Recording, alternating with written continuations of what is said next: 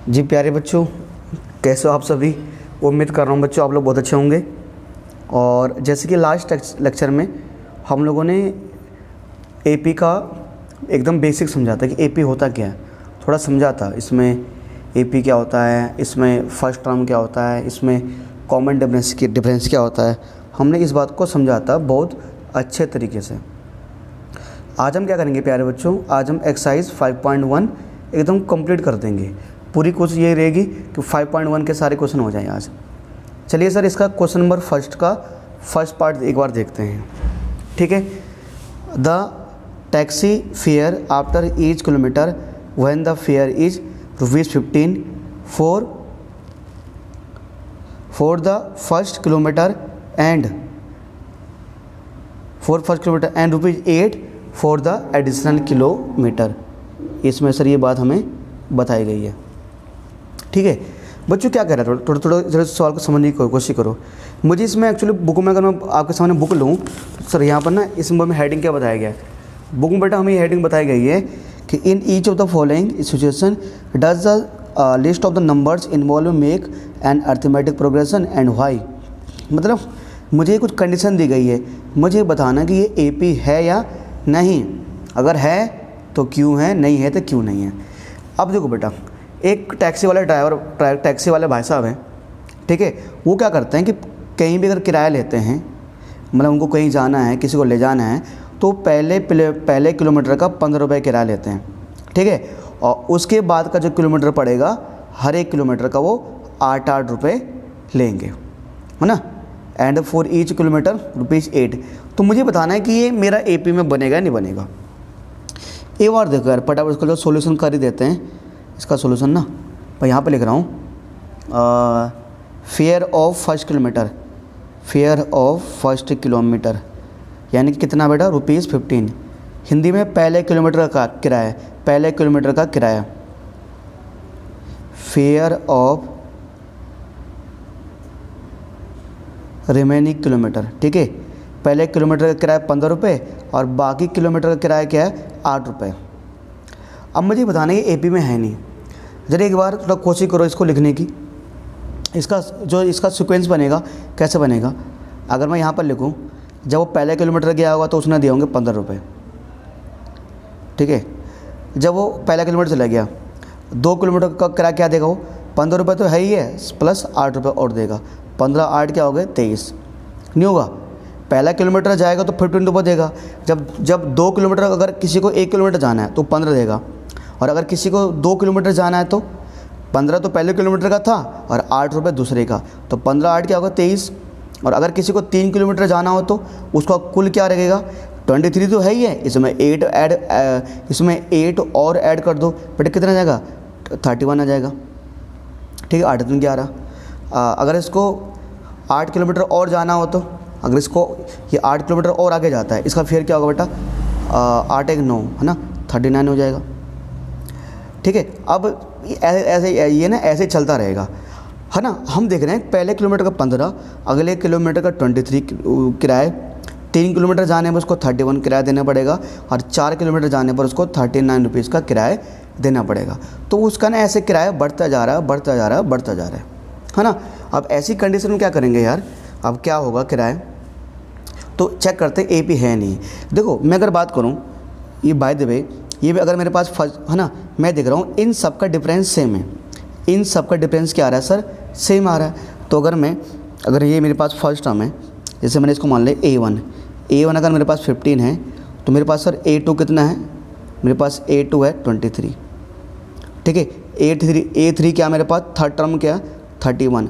A4 यानी fourth term क्या मेरे पास, 39, है ना। अब देखो प्यारे बच्चों, यानी कि अब अगर मुझे कोई भी सीक्वेंस, कोई भी सीरीज एपी में है या नहीं, वो मुझे तब पता लगेगा अगर इन सभी नंबर के बीच का डिफरेंस सेम हो, ठीक है। अगर मुझे A2 में से क्या माइनस करना है, A1, A2 क्या मेरे पास 23 में से मुझे माइनस करना 15, तो बेटे कितना आ जाएगा मेरे पास, 8 तो आ रहा है ना। A3 में से माइनस करोगे आप A2, बेटे कितना आएगा, सर ऐसे कर लो सर आप, कितना जो भी आपका 30 31 में से 23 माइनस कर दो, कितना आएगा बेटा 8 आएगा। ऐसे ही A4 में से माइनस करो A3, A4 कौन है 39, 39 में से आप 31 माइनस करो बेटा कितना आएगा 8 आएगा, है ना सर। सबको माइनस करने में कितना आएगा 8 8 8 8 आधा जाएगा हमारा, ठीक है। सबको माइनस करने में 8 आ रहा है, तो sir yes it is in AP। ये आपने करके दिखा दिया ना, बस उन्हें पता है कि सबका डिफरेंस सेम आ रहा है, आपको करने की आवश्यकता नहीं है, एग्जाम में आपको इतना ही करना है।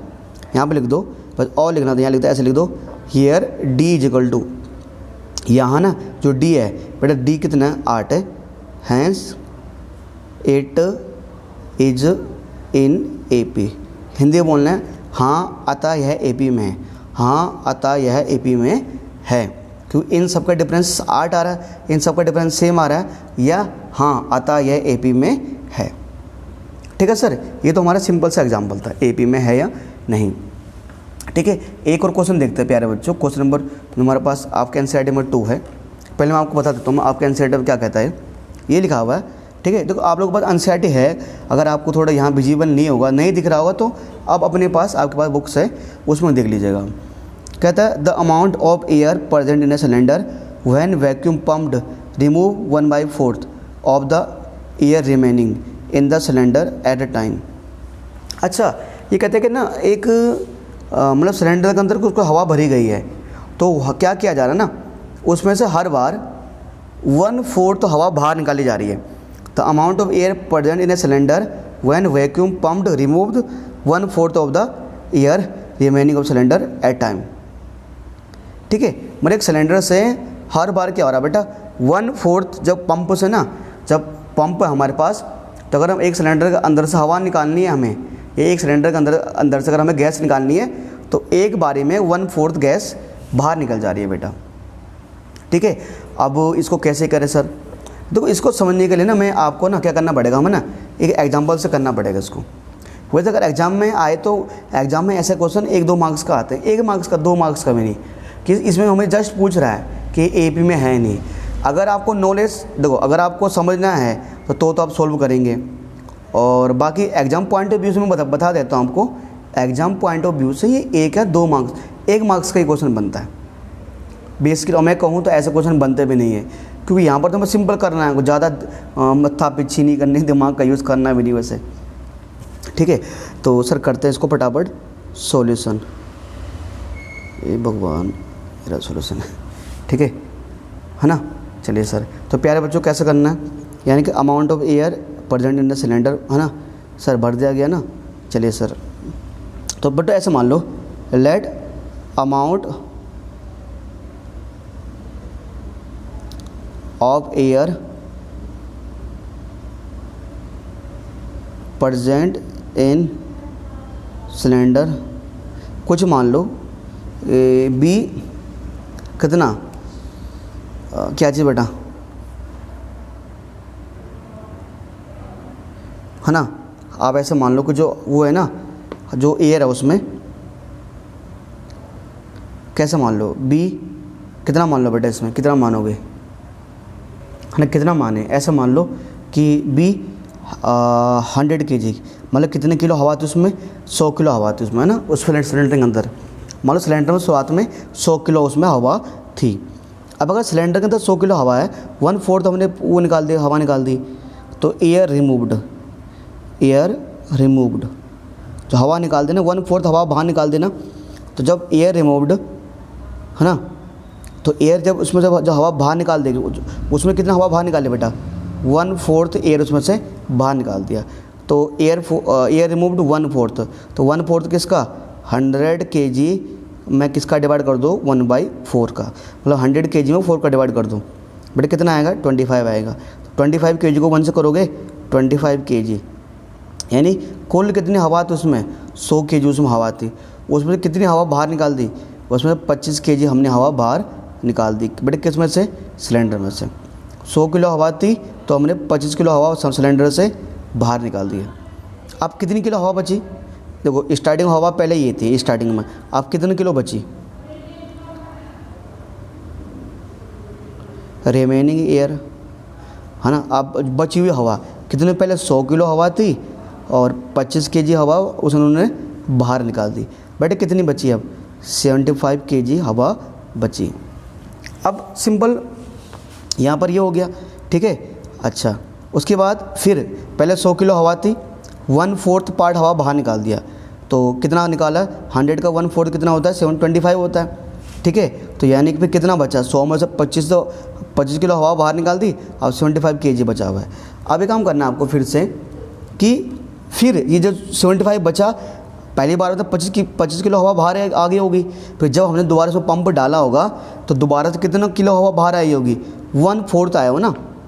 अब दोबारा से फिर एयर रिमूव्ड है ना, जो हवा दोबारा से बाहर निकाली ना, तो कितने का 75 kg का क्या निकाल लेंगे 1/4, यानी कि 75 kg अपॉन में 4 आएगा बेटा, ठीक है। चलो बेटे इसमें डिवाइड करना है, 4 का डिवाइड सर कितनी बार जाएगा, देखो सर 4 2 जा 8, 4 2 जा 8 होता है, 4 1 बार जाएगा ना, 4 1 जा 4, बेटे कितना बचेगा सर, सर हमारे पास बचेगा 3 और 4 8 जा 32, 4 8 जा 32 बचेगा, ठीक है। बेटे फिर कितना बचेगा हमारे पास, फिर बचने वाला हमारे पास 3, 4 7 जा 35, 4 7 जा 28, ठीक है, 4 7 जा 28 और ये आपके 18 पॉइंट में कल से ना 18.75 kg आपका आना चाहिए, ठीक है बेटा। 4 कम 4 और 3 4 8 32 और 30 है ना, 18.75 kg हमारा ये एयर आ जाना चाहिए, यानी इतना एयर निकलेगा। अब ये काम करो, देखो पता क्या, अब ये हमें बताना है एपी में है या नहीं। बेटे एक कॉमन सेंस लगाओ, पहली बार में जब हमने हवा बाहर निकाला तो कितनी हवा बाहर निकाली, पहली बार में 25, दूसरी बार में कितनी हवा बाहर आई 18.75। ये नंबर हमारा एपी में हो सकता था। देखो एपी में होने के लिए आपको कंडीशन बताई गई थी, मैंने कहा था या तो उसमें फ़िक्स नंबर जोड़ा जा रहा हो, या तो किसी भी सीरीज़ में कोई फ़िक्स नंबर ऐड किया जा रहा हो, या उसमें से फ़िक्स नंबर माइनस किया जा रहा हो।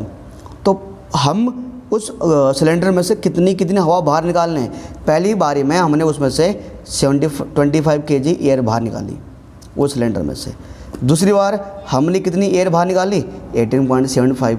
तो क्या दोनों बार में सेम हवा बाहर आई, नहीं सर, पहली बारी में ज़्यादा दूसरी बारी में कम, ठीक है। तो यहाँ पर आपने इतना सिंपल यहाँ लिख सकते हो कि एपी में है नहीं ना, तो यहाँ सिंपल लिख सकते हो, आपने सॉल्व कर दिया तो ऐसे बोल दो, hence it is not in AP. Hindi वाले बच्चे भी लिख सकते हैं, अतः यह एपी में नहीं है।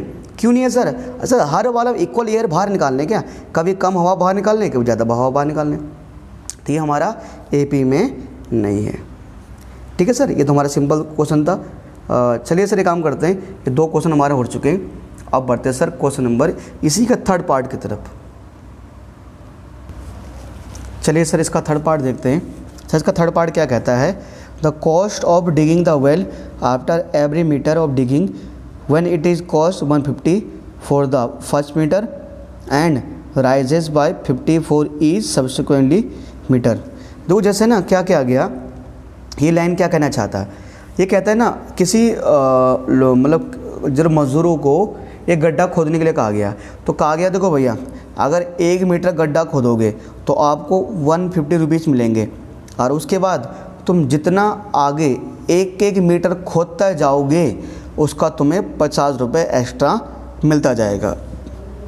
मतलब जैसे मैं लिख रहा हूँ यहाँ पर कि कॉस्ट है ना, मैं यहाँ पर एक चीज़ लिख देता हूँ जो मुझे बोल रहा है, कॉस्ट ऑफ डिगिंग वेल है ना, क्या है जो भी है, कॉस्ट ऑफ डिगिंग क्या था बेटा, है ना, कॉस्ट ऑफ डिगिंग, ठीक है, जो गड्ढा खोदने का है, cost of digging of first kilometre नहीं फर्स्ट मीटर, ठीक है, फर्स्ट मीटर, ठीक है। तो बेटा कितना है, 1 मीटर का कितना है 150 रुपये, और जो हर 1 मीटर का कॉस्ट उसके बाद तो जितना ज़्यादा गहरा, पहले 1 मीटर का तो 1 रुपये, फिर हर 1 मीटर का क्या 50 रुपये उनको एक्स्ट्रा मिलेगा फिर, ठीक है।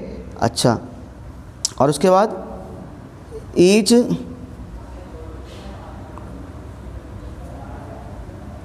सब्सिक्वेंट मीटर चार्ज, ठीक है, मतलब उसके बाद जो हर 1 मीटर का चार्ज लगेगा ना, मतलब 50 रुपये लगेगा। मतलब पहले मीटर का तो 150 रुपये, फिर हर एक मीटर में जो जितना आप ज़्यादा गहरा खोदते जाओगे उतना आपको 50 रुपये एक्स्ट्रा मिलता जाएगा। मतलब ऐसे कह रहा है कि पहले का तो आपको मिलेगा 150 पहले मीटर खोदा, फिर अगर एक मजदूर बोलता भैया मैंने 2 मीटर खोद दिया है तो 150 पहले का 50 रुपये और जोड़ दो 200 रुपये। ठीक है, एक मजदूर कहता है भैया अगर मैं 3 मीटर खोदूँगा तो इसमें 50 और जोड़ दो, उसको मिलेंगे 250 रुपये। एक मजदूर कहता है अगर मैं 300 मीटर खोदूँगा तो उसको मिलेंगे 300 रुपये। एक मजदूर कहता है अगर मैं 400 मीटर खोदूँगा तो उसको मिलेंगे 350 रुपये। ठीक है, ये ना गड्ढा खोदने का इनको चार्ज, मतलब गड्ढा खोदने का इनको पैसा मिल रहा है। पहले का 150, अगले का 200, अगले का 250, अगले का 300, अगले का 350, ऐसा ऐसा ऐसा इनको मिलता जाएगा। ठीक है, अच्छा ये हो गया। अब ये तो हो गया ना, पहले का 150, 200, 250, 300, 350 मिल गया। अब ये एपी में है नहीं यार, ऐसा चलता रहेगा। आप सिंपल जरूरत एक चीज़ देख लो ना, चेक कर लो, आपको दिख ही रहा है। जैसे ये मान लो पहला टर्म है तो A1, ठीक है, अब सॉरी A2 में से घटा दो A1, 200 में घटाओगे 150, और 200 में से घटाओगे 150, कितना आ रहा है भाई 50 रुपये दिख ही रहा है। फिर ये A2 है, ये फर्स्ट टर्म है, ये सेकंड टर्म है, ये थर्ड टर्म है ना, तो A3 में से घटाओ A2, ये तीसरे नंबर पे, दूसरे नंबर पे, A3 में से घटाओ A2, यानी कि आप सर 250 में से माइनस कर दो 200, बेटा कितना आएगा 50 रुपीज़ आएगा। फिर क्या करेंगे सर, A4 में से माइनस करो A3, बेटे A4 कितना हमारे पास, A4 हमारे 300, ये ऐसे आते जा रहा है ना, इज इक्वल टू कितना बेटा हमारे पास 250 है, तो बेटे कितना आएगा हमारे 50 रुपीज़ आ रहा है, आते जा रहे हैं ऐसे, है ना। चलो मैंने गलती से 5 टर्म लिख दिए, आप कितने में लिख सकते हो यार, तो 350 से माइनस कर दो 300, बेटा कितना आ रहा है हमारे पास 50 आ रहा है। तो यानी यहाँ पर डी सेम आ रहा है ना, मतलब जितना A2 में से A1 को माइनस करने पे आ रहा है उतना A3 और A2 का डिफरेंस आ रहा है, उतना ही A4 और A3 का डिफरेंस आ रहा है, उतना ही A5 और A4 का डिफरेंस आ रहा है। ठीक है सर, ये हमारा डिफरेंस इक्वल आता जा रहा है, तो सर इन सब का डिफरेंस क्या आ रहा है, सेम आ रहा है ना, कितना 50 आ रहा है, सबका डिफरेंस सेम आ रहा है ना 50, तो बोल दो hence it is in AP। हाँ यह AP में है, हाँ हाँ हाँ हाँ यह AP में है। ठीक है सर, ये तो हो जाएगा हमारा। इसके बाद बढ़ते हैं बेटा अगले सवाल की तरफ। इसका थर्ड पार्ट तो हो चुका है, ठीक है, थर्ड, इसी की तरफ फोर्थ पार्ट निपटाते हैं फटाफट जल्दी से यार, तो है ना, फिर और क्वेश्चन में करने हैं, बहुत सारे क्वेश्चन हमारे पास हैं। चलिए प्यारे बच्चों, चलिए यहाँ देखते हैं। सर प्यारे बच्चों क्या कहना चाहता है, बट ये कहना चाहता है राइट, अगला क्वेश्चन ये कहता है, एक बार मैं आपके सामने रीड करता हूँ यहाँ पर। ये कहता है the amount of money in the account every year when ₹10,000 is deposited at compound interest speed 8% per annum.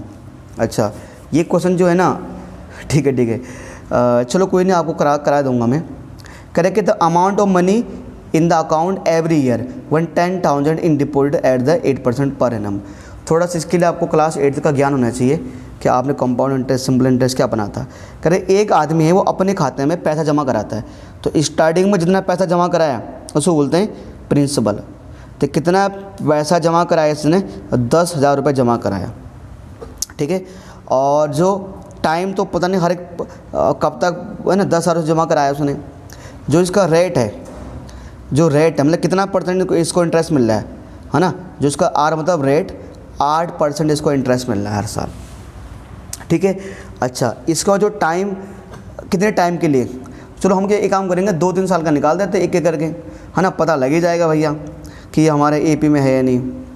तो एक काम करते हैं बेटा, सिंपल सी बात है, सबसे पहले निकालते हैं क्योंकि ये कंपाउंड इंटरेस्ट का सवाल है ना।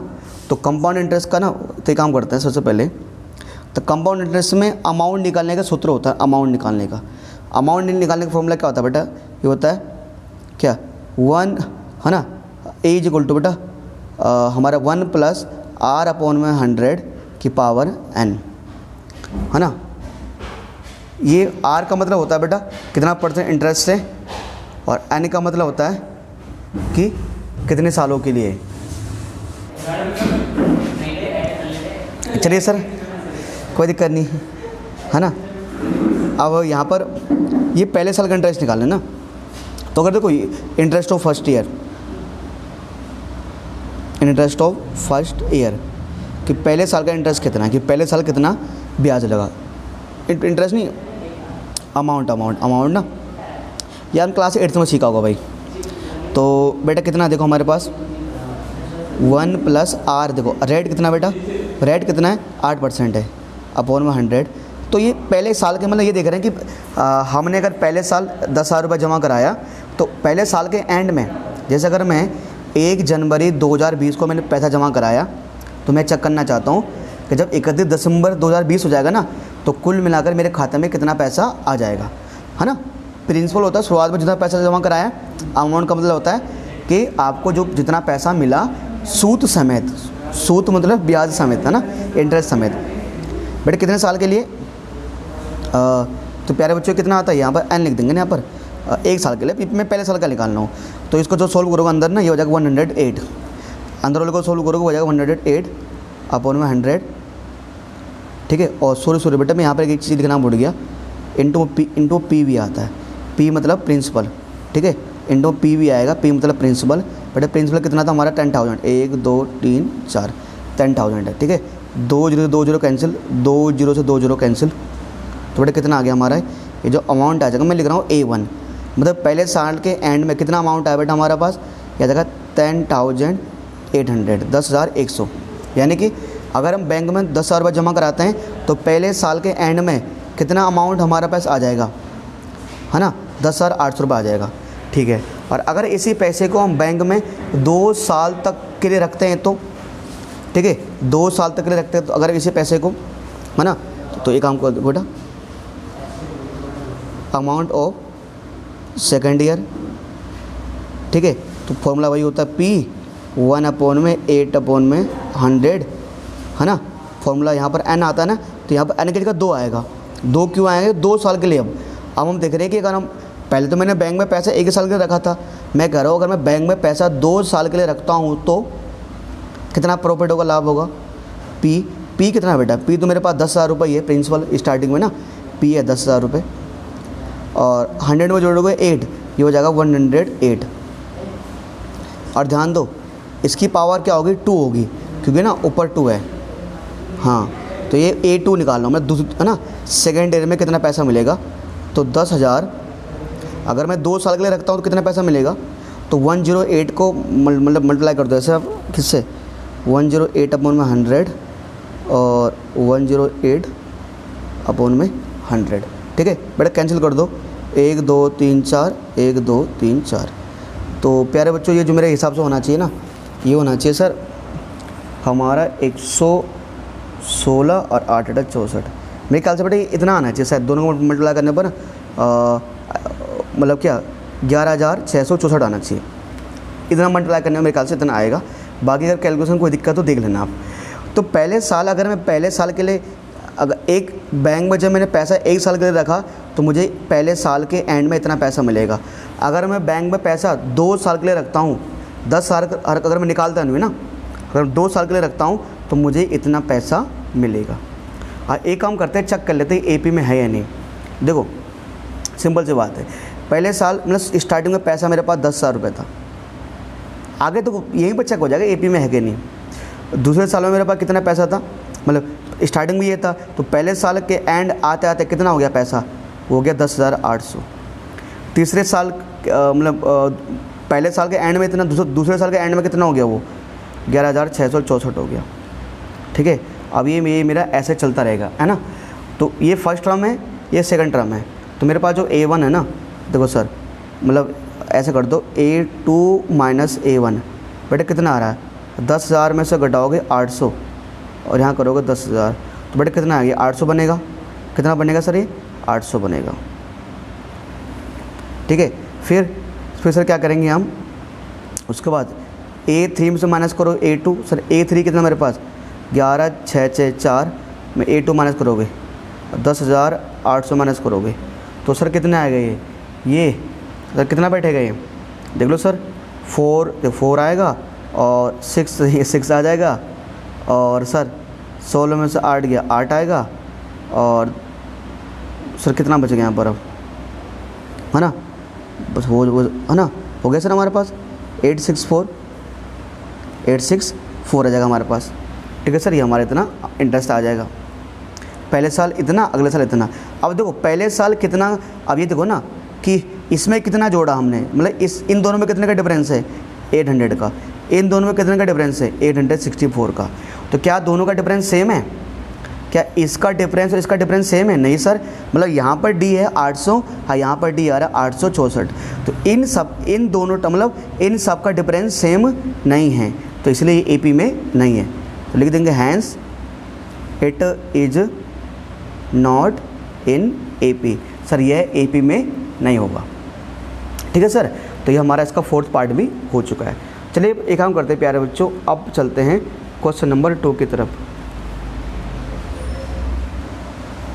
चलिए सर अब देखते हैं क्वेश्चन नंबर 2 को। बेटा क्वेश्चन नंबर 2 ये कहता है, क्वेश्चन नंबर 2 कहता है, एक बार हम पढ़ लेता हूँ। Write the first four term of AP when the first term A and the common difference D are given follow. मेरे पास कोई एक AP है बेटा, ठीक है। उस AP में उस AP का मुझे फर्स्ट टर्म गिवन है, मतलब मुझे फर्स्ट टर्म दे रखा है। इस AP का मैं अगर इसका सेकंड क्वेश्चन का फर्स्ट का पार्ट करूं तो मुझे फर्स्ट टर्म दिया हुआ है 10, ठीक है। और इसका जो कॉमन डिफरेंस है मुझे वो दे रखा है, वो भी दे रखा है 10, A भी दे रखा है 10, D भी दे रखा है 10। तो ये कह रहा है इसका फर्स्ट टर्म मुझे 10 दे रखा है, ठीक है। तो ये कह रहा है कि क्या निकालना है मुझे, फर्स्ट 4 टर्म निकालने हैं। क्या निकालना है? First 4 term, right the first 4 term, ठीक है। जैसे कि मुझे पहला टर्म तो ये दिया हुआ है, ये है पहला टर्म, ये मेरे पास दूसरा टर्म, मतलब ये पहला टर्म में डिफरेंस है। अब मुझे क्या करना है प्यारे बच्चों, इसका मुझे सेकंड टर्म निकालना है, ठीक है। तो अब अगर मुझे इसका A2 निकालना, मतलब A1 तो मुझे दे रखा है। अगर मैं इसका सॉल्यूशन करूँ यहाँ पर फटाफट इस क्वेश्चन का, तो A1 तो मेरे पास जैसे ना, A1 तो मेरे पास 10 है और D मेरे पास क्या है, D भी 10 है। मुझे पहले के 4 टर्म बताने हैं। तो पहला टर्म तो मेरे पास है, अब सेकंड टर्म क्या हो जाएगा सर, सेकंड टर्म निकालना है। तो कुछ नहीं, पहले टर्म में D ऐड कर दो, यानी A1 में क्या ऐड कर दो, D जोड़ दो बेटा। तो बेटा A1 कितना है मेरे पास 10 में 10 ऐड करोगे बेटा कितना आ जाएगा मेरे पास 20 आ जाएगा, वो तो आप बता सकते हो। फिर सेकंड टर्म आ चुका है, फिर क्या निकालना है, थर्ड टर्म निकालना है। थर्ड टर्म क्या करोगे बेटा, सेकंड टर्म में क्या जोड़ दो, D जोड़ दो, A2 plus D। Sir second term क्या है मेरे पास 20 में 10 जोड़ दो बेटा कितना आ जाएगा 30 आ जाएगा। ऐसे क्या निकालना है, फोर्थ टर्म निकालना है, A4 निकालना है। तो सर A3 में क्या जोड़ दो, D जोड़ दो बेटे। A3 कितना है मेरे पास 30 है, 30 में क्या ऐड करोगे सर, D ऐड करोगे ना, 10 40 आ जाएगा। तुम लोग चाहो तो वो जो तुम लोग समझ गए हो, बड़े होशियार हो आप लोग, आप तो सिंपल ऐसे बता सकते हो कि पहला 10 है, समय 10 ऐड करना। अब पहला टर्म 10, अगला टर्म 20, अगला टर्म 30, अगला टर्म 40, समय 10 ही तो ऐड करना होता है ना यहाँ पर, क्योंकि सबका डिफरेंस 10 दे रखा है। ठीक है। तो यहाँ पर अगर ऐसे बोलना है ना, तो हैंस ऐसे लिख देना, hence first 4 term of AP are क्या क्या बेटा, फर्स्ट 4 टर्म A है, एक है 10, एक है 20, एक है 30, एक है 40। तो AP के आता, AP के पहले के 4 पद, AP के पहले के 4 पद ये रहे 10, 20, 30, 40। ठीक है सर, ये हमारे आ चुके हैं बेटे। ये मेरे पास बेटे इसके बाद ये काम करेंगे फटाफट, जरा क्वेश्चन नंबर 3 करेंगे, ठीक है। क्वेश्चन नंबर 3 नहीं, सॉरी, इसी का सेकंड पार्ट करेंगे। अभी 3 तो कहाँ भी यार, अभी 3 हमारे की किस्मत बनी है बेटा, ठीक है। क्वेश्चन नंबर 2 इसका कह रहा है A इजिकल टू मेरे पास -2 दिया हुआ है, ठीक है। और D इजिकल टू दिया हुआ 0, A equal to -2, D equal to 0, ठीक है। अच्छा मुझे क्या बताना है सर, सेम पहले के 4 टर्म बताने हैं, ठीक है। पहले के 4 टर्म क्या होंगे, तो A1 तो मेरे पास है -2, कोई दिक्कत नहीं A1। अब A2 निकालना है सर, A2 कैसे निकालोगे सर, कैसे निकालोगे A2, लो भैया A2 निकाल लो, क्या दिक्कत है ना। A1 में क्या ऐड कर दो, D जोड़ दो, मतलब A2 निकालना है तो पहले वाले में D जोड़ दो, तो A1 में जोड़ दो D। बट A1 क्या है मेरे पास -2 और D क्या है 0, -2 में 0 जोड़ो तो कितना आएगा भैया -2 ही तो आएगा। फिर क्या निकालना आपको, A3 निकालना है। A3 कैसे निकालोगे, फिर A2 में आपको D जोड़ना पड़ेगा।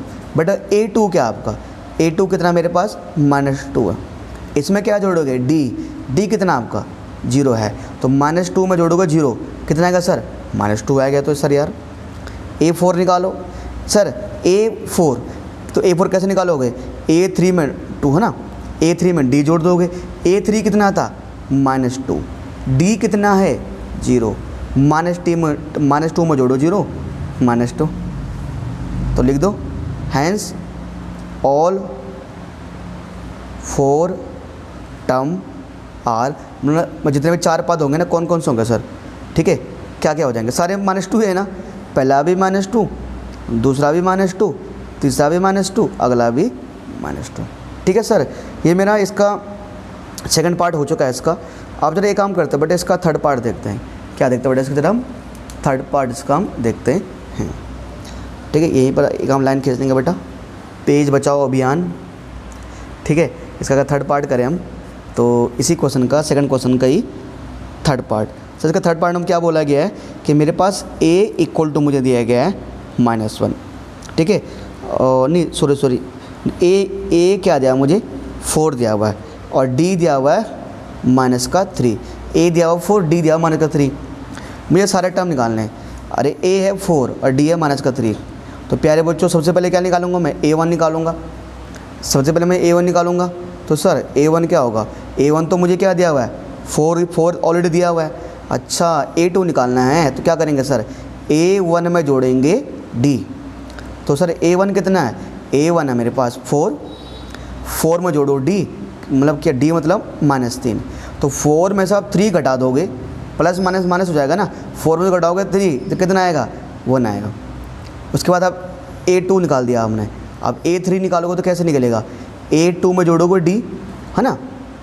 आप देख रहे हो ना कि a3 निकालना, क्या करोगे a2 में d जोड़ दो, तो a2 कितना आपके पास 1, इसमें क्या जोड़ोगे d, सर d कितना हमारे पास, सर d है मेरे पास -3, अब बेटा 1 में से घटाओगे -3, प्लस माइनस होता है ना, 1 में से घटाओगे 3 कितना आएगा -2 आएगा। a4 निकालना है, कैसे निकालोगे a4, a3 में जोड़ोगे d, क्या करना है सर, a3 में क्या जोड़ना है d जोड़ना है। सर a3 कितना मेरे पास -2, इसमें जोड़ोगे d, सर d कितना मेरे पास, सर d है मेरे पास -3,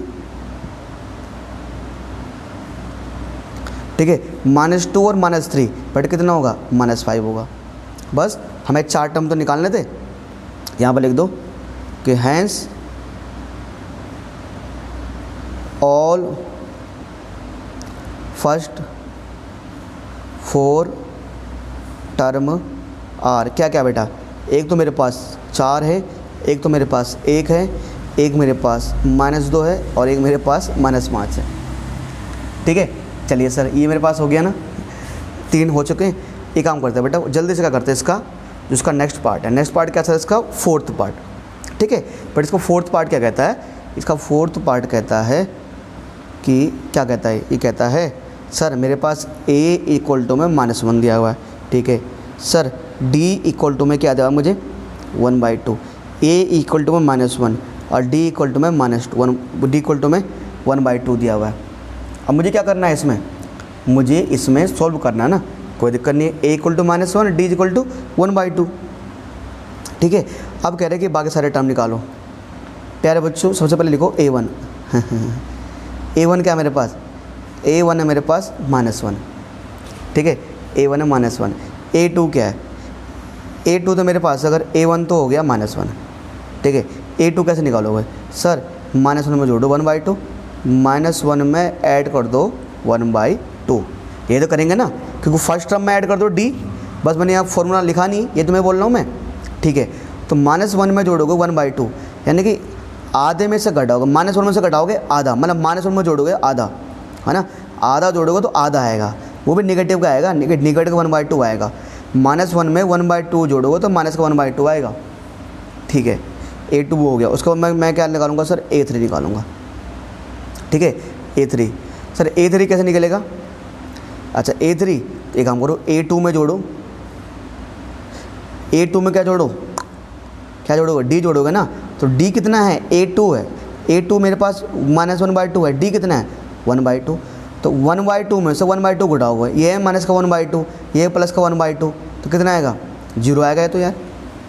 फिर a4 निकालना है आपको, a4 निकालना है, तो एक काम करो a3 में a4 निकालना है ना, तो a4 निकालने क्या करो, a3 में क्या जोड़ोगे d जोड़ोगे ना, तो डी कितना आपके पास सर, डी A3 क्या मेरे पास 0, डी कितना हमारे पास, डी तो 1/2 है, तो 0 में जोड़ोगे 1/2, 1/2 आएगा।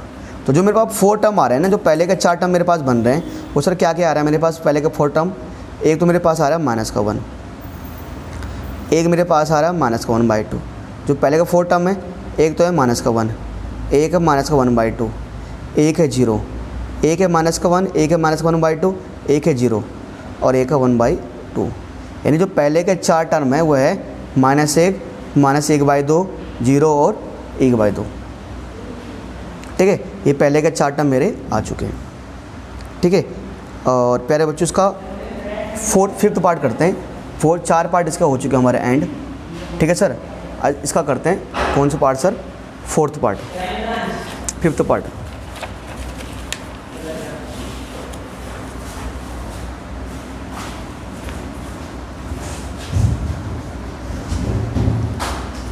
तो बेटा ए मेरे पास कितना है, -1.25,